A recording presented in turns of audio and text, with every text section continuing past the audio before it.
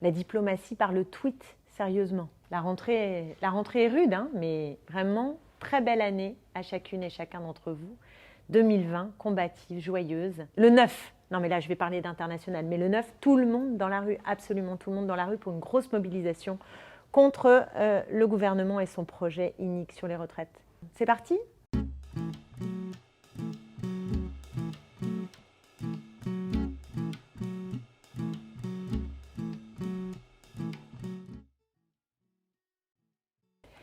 Pour ce premier Inspiré-Expiré de l'année 2020, j'ai envie de vous parler d'un événement international qui a d'ailleurs suscité des inquiétudes majeures sur les réseaux sociaux puisque on a entendu s'exprimer la peur d'une troisième guerre mondiale, ce qui n'est pas rien. Je veux vous parler de l'assassinat décidé par Donald Trump de façon unilatérale d'un haut dirigeant iranien militaire qui s'appelle Qassem Soleimani et qui a donc été assassiné par le pouvoir américain, par un drone de façon extrêmement froide et suscité la colère légitime des démocrates aux États-Unis, je pense à Bernie Sanders ou Nancy Pelosi, qui ont dénoncé cet acte qui va pousser à un engrenage infernal de tensions, potentiellement de guerre en chaîne, qui fait des victimes par millions dans les populations civiles et depuis de très nombreuses années et qui va produire davantage de problèmes qu'il ne va aider à résoudre les tensions qui sont d'ores et déjà à l'œuvre dans cette région qui est une région particulièrement difficile du point de vue de la paix et de la justice. Alors, les premiers effets n'ont pas tardé, vous allez voir à quel point cet acte est contre-productif puisque en Iran, des forces qui combattaient Soleimani, qui étaient contre le régime autoritaire iranien, sont aujourd'hui évidemment tentées par l'unité nationale et par l'union des forces contre l'agression américaine et donc contre les États-Unis. En Irak, même topo. Vous aviez un mouvement interconfessionnel qui avait réussi à rassembler des sunnites et des chiites et qui se battait contre la corruption en Irak, mais aussi contre l'influence iranienne, eh bien ce mouvement va de fait être lui aussi tenté de concentrer ses forces contre l'agression américaine. Et d'ailleurs, c'est symptomatique. En Irak, où vous avez un parlement qui rassemble des clans très très opposés, eh bien un vote unanime a été obtenu pour demander le retrait des troupes américaines.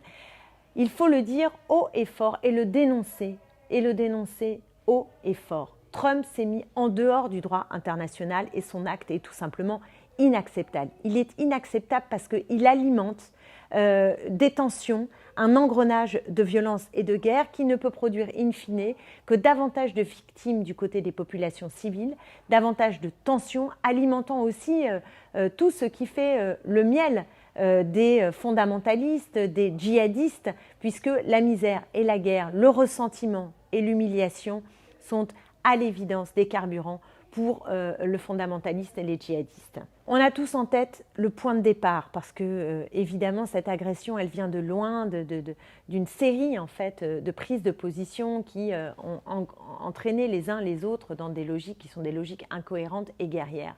On a tous en tête, je le disais, l'agression de l'Irak en 2003 qui s'est faite sur des motifs fallacieux et qui s'est clos par vraiment une boucherie pour les populations civiles et évidemment aucun des problèmes résolus, mais davantage de tensions.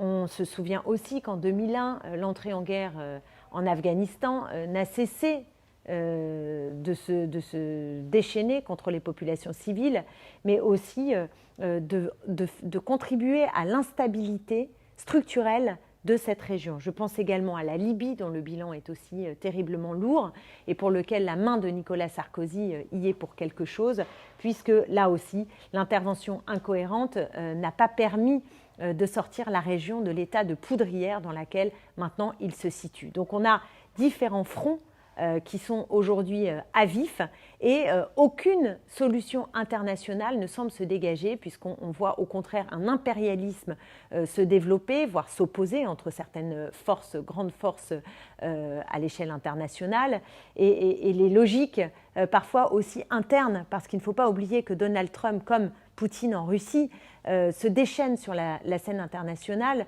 pour des motifs qui sont des motifs intérieurs. On vend des armes, on cherche à maintenir des positions dans tel ou tel pays en oubliant toutes les grandes déclarations qu'on a fait la main sur le cœur pour les droits humains.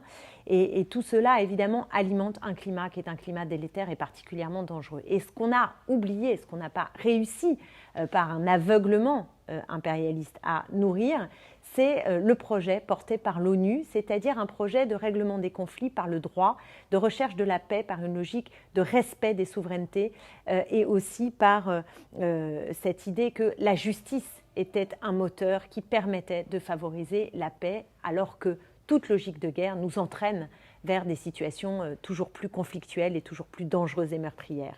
Or, la refonte de l'ONU n'a pas été mise à l'ordre du jour et je le regrette particulièrement de la part de la France qui aurait pu jouer un rôle moteur. Il fallait refondre l'ONU et il faut redonner davantage de pouvoir à une instance de régulation internationale fondée sur le droit. En tout état de cause, et je le dis vraiment avec solennité et colère, la France, là, depuis le 3 janvier, n'a pas joué son rôle qu'elle a su jouer au moment de la guerre en Irak en disant non aux États-Unis, en s'opposant aux États-Unis. Et bien là, rien du tout. Nous avons été face à un président de la République, Emmanuel Macron, et le gouvernement français qui n'ont pas condamné l'assassinat, qui est pourtant un assassinat illégitime du point de vue du droit international. Eh bien, ils n'ont pas condamné. Pire, le président Macron a téléphoné à Donald Trump pour l'assurer de son soutien dans ce moment-là. Et le ministre Le Drian s'est aussi exprimé de façon assez confuse, il faut bien le dire. Il avait du mal à répondre aux questions qui lui étaient posées. Mais il a renvoyé dos à dos. Il a renvoyé dos à dos les Américains et les Iraniens, presque en condamnant davantage les Iraniens qui viennent pourtant d'être là victimes de l'agression américaine. Donc la parole de la France fait totalement défaut. C'est gravissime.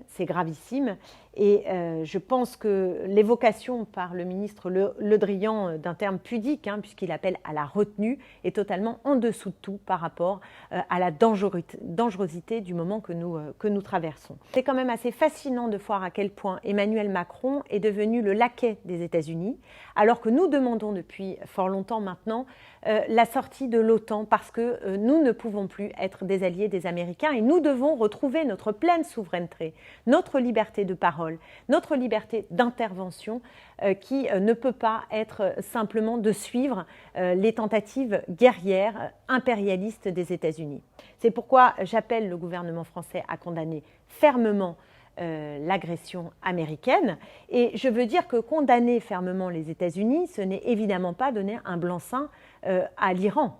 J'ai envie de dire ça va de soi, mais parce que je n'ai pas du tout une position campiste, c'est-à-dire les ennemis de mes ennemis ne sont pas nécessairement mes amis. Ça ne fonctionne évidemment pas comme ça et je n'oublie rien des faits d'armes de Soleimani et de ce qu'est le régime iranien. Je me souviens que Soleimani n'est évidemment pas l'ami des peuples opprimés, mais un acteur majeur d'un régime autoritaire et sanguinaire, et c'est lui qui a dirigé l'intervention iranienne en Syrie, qui a été destinée à détruire, aux côtés des forces russes, il faut le rappeler, le soulèvement anti-Bachar el-Assad, avec pour résultat des milliers de morts et des millions de réfugiés et de déplacés. Donc c'est dire si Soleimani n'est évidemment pas un homme je ne sais pas, un homme respectable. Mais aujourd'hui, on constate qu'avec cet assassinat, il est transformé en martyr, en forme de héros, et que donc l'effet produit est totalement contre-productif du point de vue, encore une fois, des droits humains que nous recherchons et de la paix recherchée. Mercredi prochain, il se trouve que Le Drian, le ministre des Affaires étrangères, sera l'invité de la commission des affaires étrangères dans laquelle je siège. Donc, je vous assure que je ne manquerai pas de l'interpeller sur cette situation. Mais j'appelle aussi toutes les forces qui se reconnaissent dans l'héritage jaurétien d'une certaine conception de la paix anti-guerrière, fondée sur les droits humains et sur la souveraineté des peuples, à aujourd'hui faire cause commune et à prendre des initiatives pour contribuer à éviter le pire. Et je pense qu'il y a urgence.